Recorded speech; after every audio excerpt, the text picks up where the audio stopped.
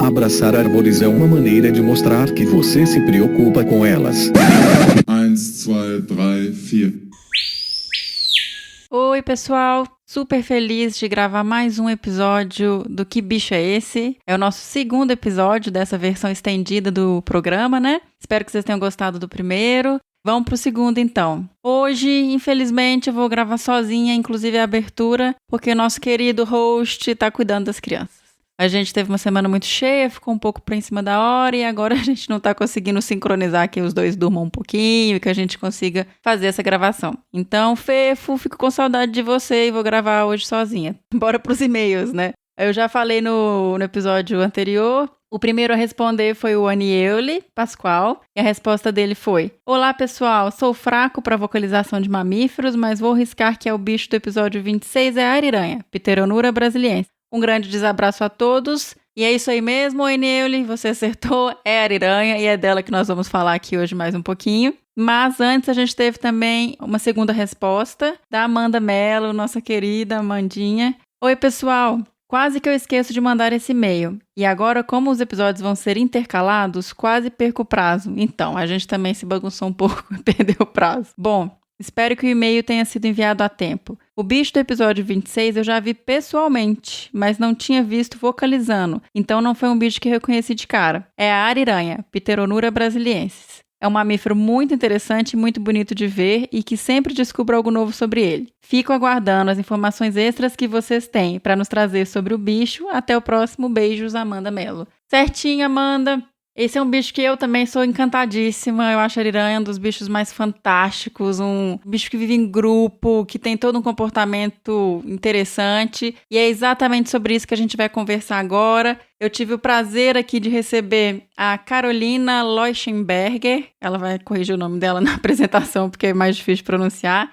A Carol, que é bióloga, coordenadora do Projeto Ariranhas e professora no Instituto Federal Farroupilha. Desde 2006, quando iniciou o mestrado em Ecologia e Conservação na UFMS, que é a Universidade Federal do Mato Grosso do Sul, ela vem conduzindo atividades de pesquisa com a espécie. Em 2012, ela concluiu o doutorado em Ecologia no INPA, ainda abordando questões ecológicas e comportamentais sobre a espécie. E desde 2003, ela é coordenadora da espécie no grupo de especialistas em lontras da IUCN e integra o grupo de assessoramento técnico do Plano Nacional para a Conservação da Espécie, coordenado pelo ICMBio. Bom, gente, IUCN, a gente já mencionou outras vezes aqui, é a União Internacional para a Conservação da Natureza, e dentro da IUCN a gente tem alguns grupos de estudos de espécies. Então a gente tem o grupo de lontras, e a ariranha faz parte desse grupo. Então eles têm algumas indicações de diretrizes para pesquisa, de prioridade, de viabilidade populacional, esses grupos são bem interessantes. Mas vamos ao que interessa, bora conversar com a Carol.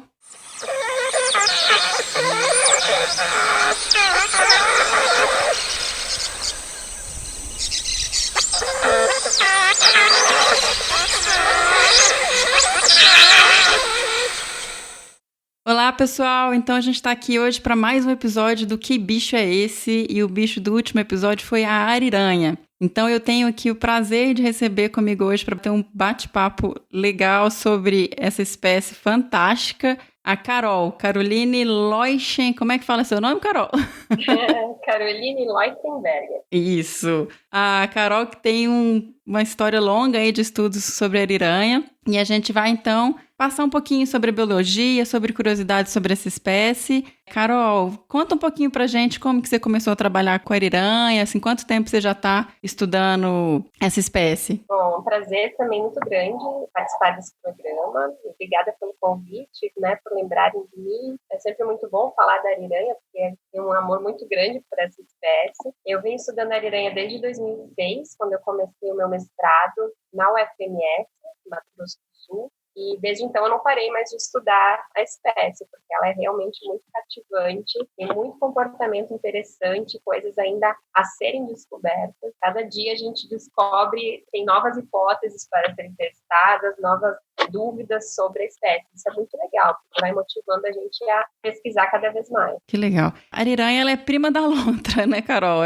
É do mesmo subfamília, do mesmo grupo. Isso. A ariranha é uma das 13 espécies de lontras que a gente conhece no mundo inteiro. e ela é a maior espécie de lontras do mundo. Por isso que também, em inglês, a gente chama ela de giant otter, que é lontra gigante. Então, e diferente das outras lontras, como é que elas funcionam? Porque elas são espécies que vivem em grupos, certo?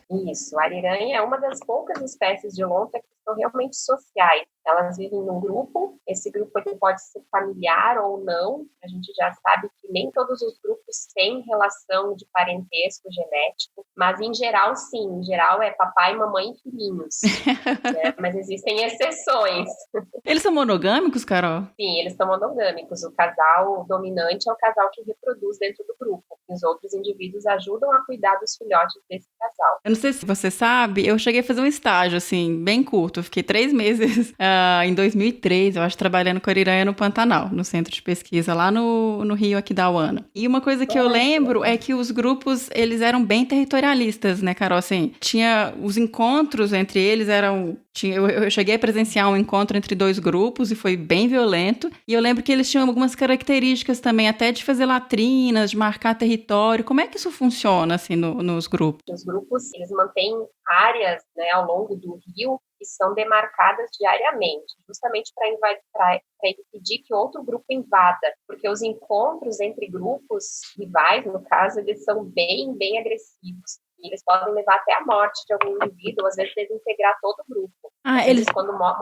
Quando morre um indivíduo dominante, isso pode desestabilizar o grupo. Tá, então eles chegam a ter contato físico mesmo, porque o que eu vi ficou só nas vocalizações, no que a gente chama de encontro agonístico, né, de um grupo ficar... Não, eles podem brigar mesmo, assim, fisicamente, e isso pode ser bem preocupante, porque se eles chegam a se encontrar e a brigar, eles podem ter ferimentos bem graves e morrer. Então, parte do dia deles, da rotina diária, é passar ao longo de toda essa área, de todo o território, marcando alguns pontos com cheiro, em latrinas, né, que são como se fossem banheiros, onde todos os indivíduos do grupo defecam e urinam, e o macho dominante é que passa a maior parte do tempo marcando. Então, depois que todos os indivíduos saíram daquele local de marcação, o macho fica lá mais um tempo, sinalizando tudo, mantendo o cheiro dele no topo.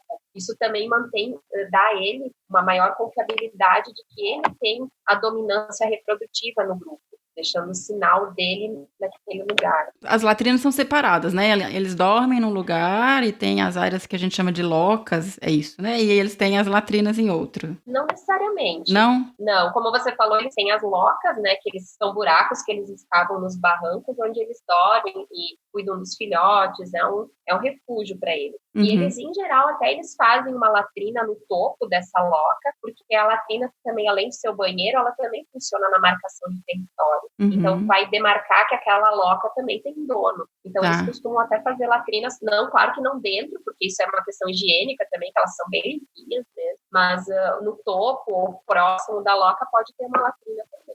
Outra coisa que eu acho curiosa de trazer também é como que você identifica o indivíduo? É pela mancha do pescoço, certo? Isso, exatamente. Elas têm padrões mais esbranquiçados, assim, na região do pescoço, e esse padrão funciona como uma digital. Cada indivíduo tem o seu padrão único, e isso permite que a gente identifique elas. Isso é muito importante, facilita o monitoramento populacional da espécie. E você trabalha no Pantanal, praticamente, né, Carol? Isso. Uma curiosidade que eu lembro que tinha muito na época que eu fazia estágio é que o Pantanal, durante um período do ano, ele não vai ter barranco. Então, é toda essa estrutura de loca, de latrina, os rios enchem, a planície fica alagada. Como que os bichos se movimentam?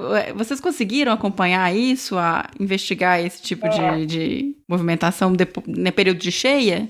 Isso sempre foi uma incógnita, porque até pouco tempo atrás a gente não tinha aplicado nenhuma metodologia mais nenhuma tecnologia, digamos assim, para monitorar o movimento da espécie. Então, inclusive, foi parte do meu trabalho de doutorado, a gente utilizou a telemetria justamente para tentar responder algumas dessas questões que você acabou de me fazer. E a gente percebeu que elas, quando está tudo alagado, né, a gente muitas vezes não tem nenhum barranco disponível para elas fazerem loca, a gente viu os grupos dormindo sobre arbustos mesmo. Olha. Então elas fazem como se fossem grandes camas, né, onde o grupo fica deitado ali em cima. Na ausência de barranco, elas não vão embora, elas precisam achar um lugar para se refugiar. E esse é o jeito, elas amassam a vegetação e ficam deitadas ali em cima. Nossa, que legal.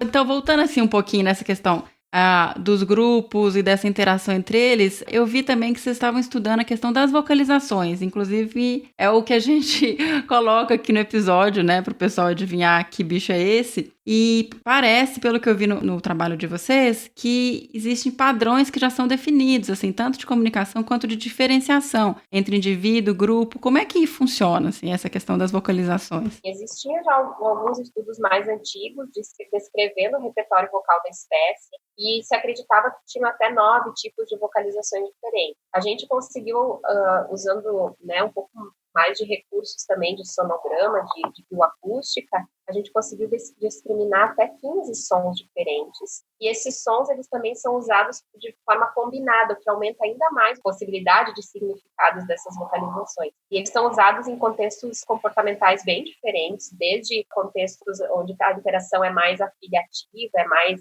harmoniosa entre os indivíduos do mesmo grupo, ou até aquelas entre indivíduos rivais, né, bem mais agressivas, sons de alarme, enfim. É bem ampla a vocalização da espécie. Tá. E, além disso, alguns sons, como, por exemplo, o bufo, que é um som de alarme, é bem característico. Acho que toda pessoa que já viu uma ariranha deve conhecer esse som. Uhum. Né? É um som bem explosivo, assim. E esse som a gente observou algumas variações, inclusive entre sexo. Os machos e as fêmeas, eles podem ser reconhecidos, o sexo pode ser reconhecido a partir de alguns padrões de frequência desse tipo sonoro. Olha, que legal. É, bem interessante. E alguns outros sons mais de contato próximo, como chamados ou murmúrios, eles parecem carregar algumas identidades individuais. Então, claro que ainda faltam estudos de playback para comprovar de que elas conseguem reconhecer individualmente esses sons, mas eles têm potencial para carregar assinaturas vocais, que a gente chama. Uau, que legal isso.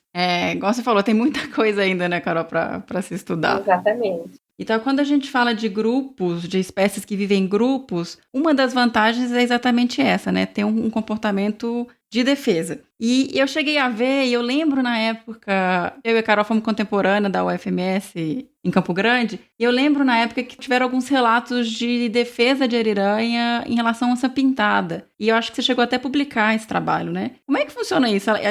A onça estava espreitando para ataque ou estava perto e os animais tiveram um comportamento de defesa? Como é que foi essa? É bem interessante, assim, a gente tem, alguns anos atrás era bem raro a gente ver interações entre ariranhas e onças, mas com o turismo de observação da onça pintada, em especial no Pantanal Norte, na região do Porto Jocó, onde a gente tem uma densidade de onças bem grande, essas interações estão sendo cada vez mais fáceis de serem observadas e permite a gente, então, analisar esse comportamento de defesa do grupo. Então, hoje a gente tem vários episódios onde os grupos, eles, então, deparam com onças nas margens e eles têm posturas bem características, assim, de rechaçar a onça, usam vocalizações bem características também para espantar mesmo a onça de lá. E bem recentemente, inclusive a gente agora está preparando uma publicação a respeito desse episódio, a gente observou na região norte do Pantanal uma predação de onça a um filhote de ariranha, foi registrado. Uhum. E a onça não conseguiu pegar e realmente comer o filhote porque o grupo partiu para cima da onça e conseguiu pegar o filhote já morto, mas conseguiu resgatar o filhote. Então o grupo realmente ele é bem unido para defender contra predadores. Uau! Deve ser uma experiência tanto você avistar uma interação dessas, né? Você chegou a ver realmente uma. Isso. Que legal.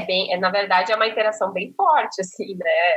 A onça é forte, é bem agressiva e as ariranhas não perdem a onça. Uau. Então, é bem interessante mesmo. E então, Carol, você comentou que vocês acompanharam os animais. Como que funciona, assim, é outra curiosidade que eu tenho. Como que você captura uma ariranha? Porque, por exemplo, os procedimentos de atirar dardo normais não seriam muito viáveis porque o bicho vive na água, né? Então, se você anestesia e ele cai na água, é um risco grande. E também ele tem esse comportamento de grupo, igual você mencionou, de agressividade e tal. Então, eu não sei como capturar esse animal para poder monitorar, assim, uma questão que é tão importante que é o manejo da espécie, de ter esse tipo de informação. Como que é o procedimento? Bom, a gente usou uma técnica que foi desenvolvida por outros pesquisadores e que funciona até hoje, é a única que funciona bem para a espécie. A gente usa uma armadilha que se chama popularmente de jiqui, que nada mais é do que um aro de metal e acoplado a uma rede, tipo um funil assim, e a gente coloca esse aro de metal bem na porta da loca, né? No buraco ali da loca, a gente instala ele ali, prende ele bem.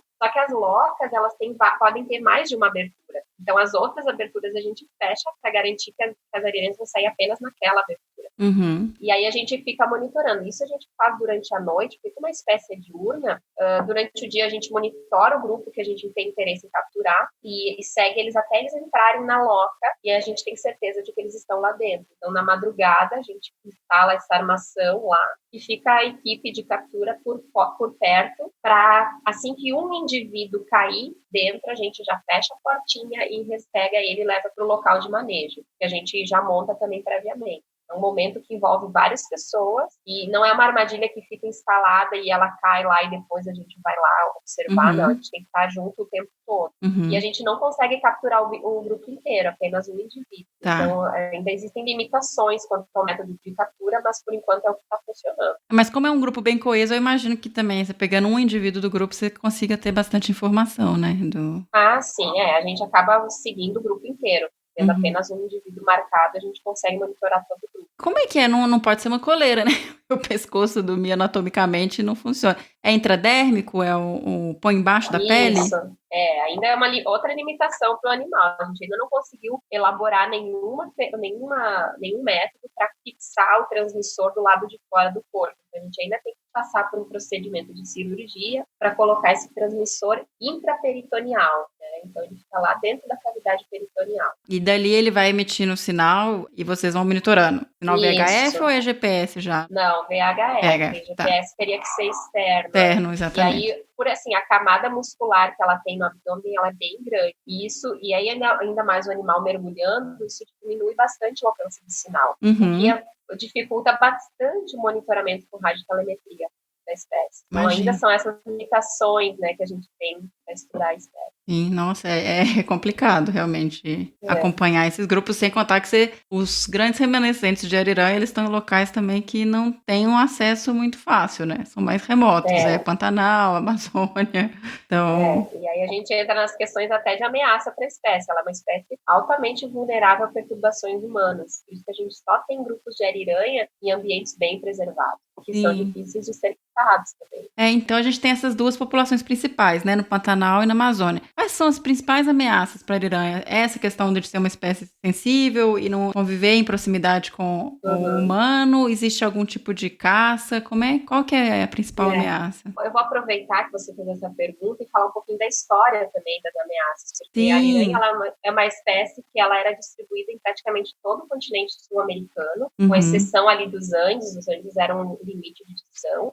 E mais o sul ali da Argentina, mas o resto a gente tinha ariranha. E devido lá na década de 30 até meados da década de 80, a gente teve uma pressão muito grande de caça para comercialização de pele. E a ariranha foi uma das espécies que foi bastante explorada e reduziu muito as populações originais da espécie. E hoje a gente tem uma redução muito grande dessa distribuição. E aí, no Brasil, a gente tem ainda a espécie no Pantanal e na Amazônia, e tem atualmente um grupo estudando a espécie também na região do Cerrado, ali em Tocantins, no Parque Estadual do Cantão, e ainda é uma população bem recente que estão estudando. Então, são populações, né, são as áreas mais potenciais para a espécie ocorrer. Só que hoje a ameaça não é mais a caça, já está mais ou menos controlada. A principal ameaça é a perda de habitat mesmo, e qualidade de habitat.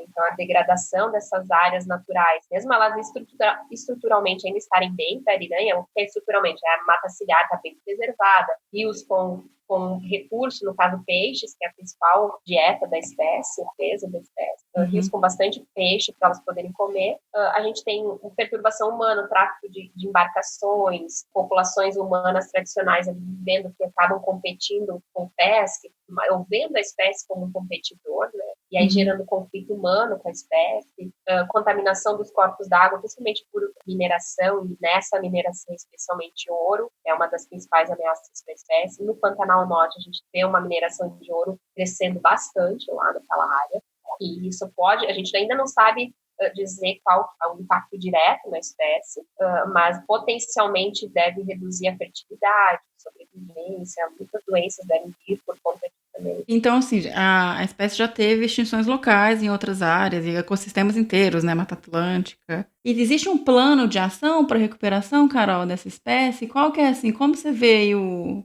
futuro para a conservação da ariranha? A gente tem um plano nacional, que ele é coordenado pelo ICMBio, e a gente também tem um plano global, que é coordenado pela IUCN. Esses dois planos, eles pretendem, então, inclusive, recuperar populações históricas. A gente, inclusive, tem um projeto de reintrodução de ariranhas acontecendo na Argentina. Ele ainda está em fase de experimental, né? Então, o projeto de reintrodução a gente não faz da noite para o dia, né? É um processo de comunicação, envolvimento das comunidades por ali, e é bem lento mesmo, é um processo lento, mas já existem atividades, né, que estão previstas para isso. Mas a gente vê, às vezes a gente lida com a conservação, a recuperação da espécie ela é tão lenta que às vezes ela é mais lenta do que essa transição, essa degradação ambiental. Então a gente parece correndo contra a maré, né? Mas não pode perder as esperanças, né? Acho que a gente precisa estar na área, precisa estar informando as pessoas sobre os projetos, sobre as ações de conservação, envolvendo as pessoas e nunca desistir, né? Por mais que às vezes a gente perca um pouquinho a esperança, a gente tem que estar lá, porque senão a gente perde realmente tudo, né? E as pequenas ações, às vezes, mesmo que a gente acha que não tem apelo, elas realmente são importantes. Existe algum tipo de trabalho com comunidade, Carol, para tentar trazer mais conhecimento sobre a espécie, transformá-la meio que numa espécie bandeira, algum tipo de trabalho mesmo que ajude também nesse processo, porque seja além, né, do que a gente está tentando fazer em outra escala, como trabalhar com perda de hábitat e contaminação, etc. A gente agora está retomando o projeto Ariranhas no Pantanal, justamente com esse viés mais de comunidade. A ideia é envolver escolas locais, com educação ambiental desde a criancinha mesmo, e também workshops com guias de turismo, com pessoas que estão lidando com a espécie diariamente, para tentar sensibilizar eles e capacitar eles também para conduzir um turismo um pouco mais sustentável com a espécie. Porque o turismo ele pode ser muito benéfico para a espécie, porque ele permite que a gente dê um valor para aquela espécie e aí conserve ela, mas ele também, quando não é bem manejado, ele pode ser muito agressivo e trazer, aumentar a mortalidade, perturbação, muitos grupos fogem ou não conseguem persistir em áreas que têm uma pressão turística muito grande. Então, a gente tem essa ideia de tentar manejar essas atividades para garantir a associação das duas coisas, né? O desenvolvimento econômico, mas também a conservação da espécie. Nossa, fantástico o trabalho de vocês, Carol. Quando eu comecei aqui a pesquisar e procurar, eu vi que você tem vários trabalhos publicados na área. Então, pessoal, eu vou colocar todos os links para esses trabalhos no post. Eu queria, então, agradecer, Carol, por ter vindo conversar com a gente, por dividir mais informação sobre essa espécie, que ainda tem tanto para ser descoberto, né? Obrigada. Muito obrigada também, Miriam. É sempre bom, eu sempre estou disposta a conversar sobre ariranhas, né, com as pessoas, justamente para a gente desmistificar isso. Às vezes a gente tem uma imagem negativa de uma espécie, a ariranha é um exemplo. É verdade. E é importante, né? E é importante a gente comunicar e conversar com as pessoas para elas perderem esse misticismo, né? Essa ideia de que a espécie é ruim ou que ela é perigosa, e ver o lado bom da espécie, porque a gente precisa valorizar o que a gente ainda tem, né? Às vezes a gente só valoriza depois que a gente já perdeu, e a gente está numa fase de transição tão grande dos ambientes naturais que a gente precisa conhecer antes que a gente perca tudo isso. Perfeito. E assim, a história com essa percepção negativa da espécie, ela vem de um acidente que foi uma coisa que, na verdade, a ariranha não tem nada a ver com isso, né? Foi todo... Exatamente. Foi uma sequência de... O acidente que aconteceu lá na década de 70, no zoológico, já eram animais que estavam numa condição de estresse, e aí um ninho caiu lá, e claro, né, a pessoa que tentou salvar ele acabou ferida, e esses ferimentos levaram à morte dessa pessoa. Mas isso pode acontecer com qualquer animal. O animal mais mansinho no ambiente de cativeiro, ele se torna um animal estressado, né? E ali aquele contato pode gerar um acidente grave, né? E com a ariranha foi isso. Só que, infelizmente, essa tragédia, ela até hoje ainda repercute na imagem da espécie. Sim. Né? A gente ainda vê ela como, é um monstro, é perigosa. Mas ariranhas, elas são muito, muito carismáticas, muito cativantes. Só basta a gente permitir essa percepção, né? E se envolver mesmo com o bicho para conhecer. Tanto que, na verdade, quando a gente vai pesquisar, você não tem esse tipo de ocorrência na natureza. Foi um caso específico que aconteceu e que não pode realmente manchar o nome da espécie por tanto tempo. Exatamente. Perfeito, Carol. Muito obrigada, então. E, pessoal, até o próximo Que Bicho é Esse? Muito obrigada.